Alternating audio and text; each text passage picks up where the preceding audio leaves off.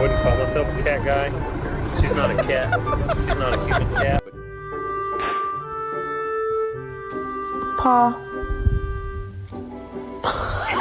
Love it? Yeah?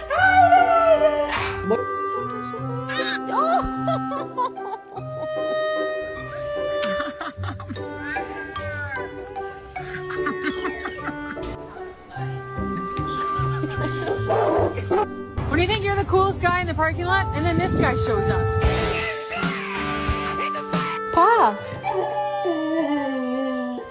Paw.